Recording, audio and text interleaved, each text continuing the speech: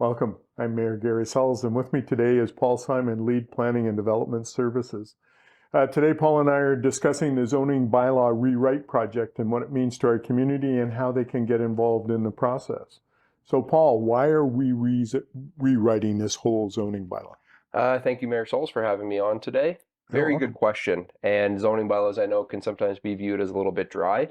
So we want to dispel that and make sure the community gets involved and sees this as a very exciting project. So why are we rewriting it? We recently completed the OCP in July 2022. That is the highest level document to guide the vision of the community, our official community plan. We did the housing action plan in August 2022, and both of those plans have a lot of action items, and a lot of those action items relate to the zoning bylaw.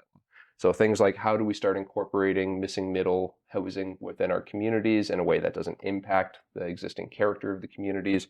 How do we start developing new zones to accommodate the development that we would like to see? Has anyone ever wondered why we don't have things like row houses, potentially with detached carriage suites in the back, access from a laneway? Well, our zoning bylaw does not necessarily accommodate that right now. So there's all these things that we can be doing to accommodate different forms of housing as guided through the OCP and the Housing Action Plan to start implementing through the zoning bylaw regulations. So it's time for a comprehensive rewrite.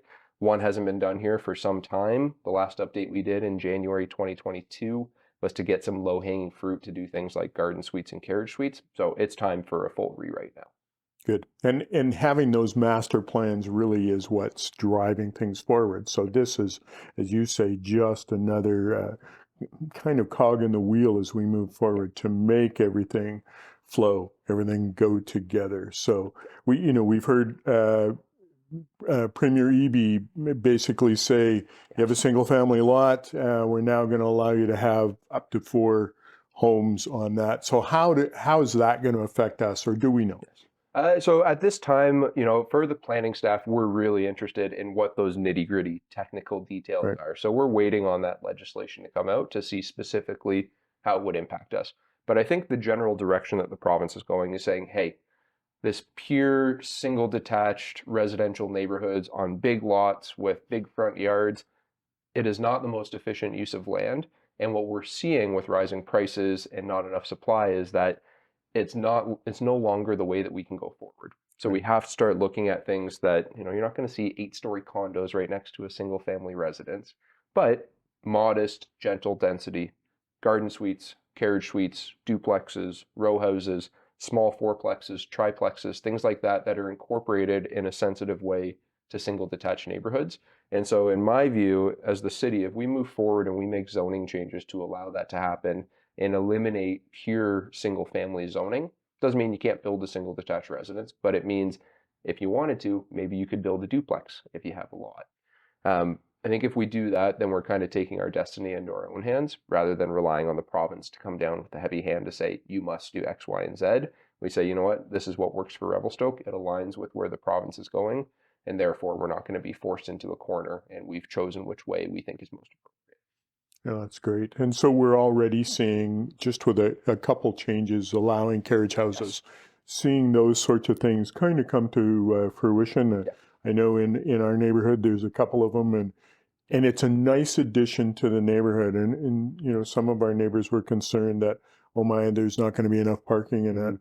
And it's worked out well. Yeah. So I think by moving forward in Revelstoke saying, this is what we want to do for Revelstoke, Yes. is the appropriate thing. So this is where people get to participate. So Paul, how do they get to participate? So we've developed a robust public engagement plan. So this project, we anticipate it's going to take at least 18 months to complete. We're doing a lot with it.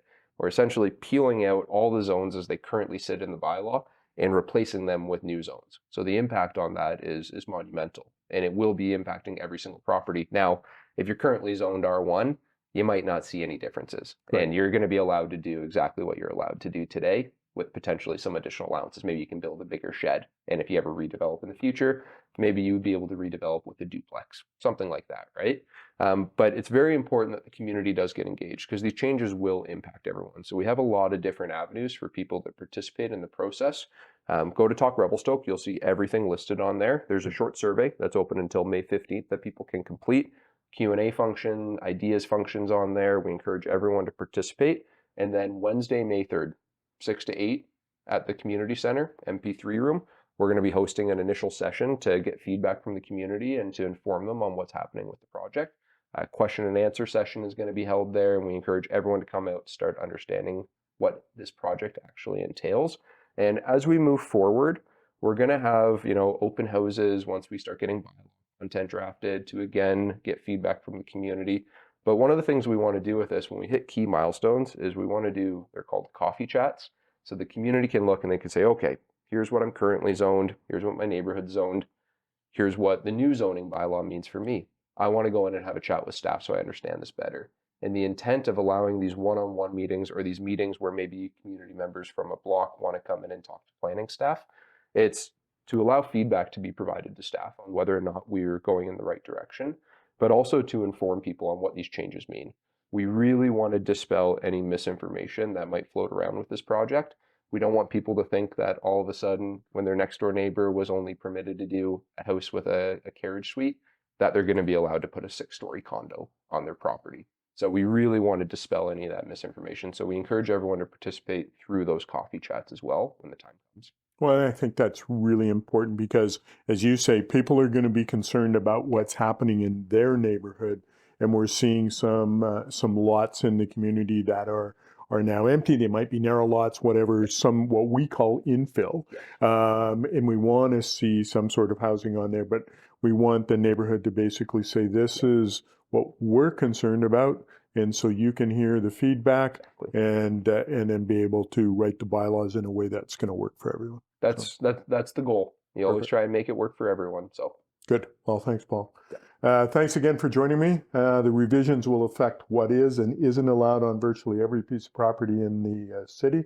It's an important document and will have a huge influence on our city. So it's vital, again, that the public get involved so they can give input, but also understand what's going on. So thanks as well to our audience for listening in. Be sure to take a few minutes to watch our other videos on City Facebook, YouTube, and Instagram accounts. Thanks again, Paul. Appreciate you being here. No problem. Thanks for having me. Right.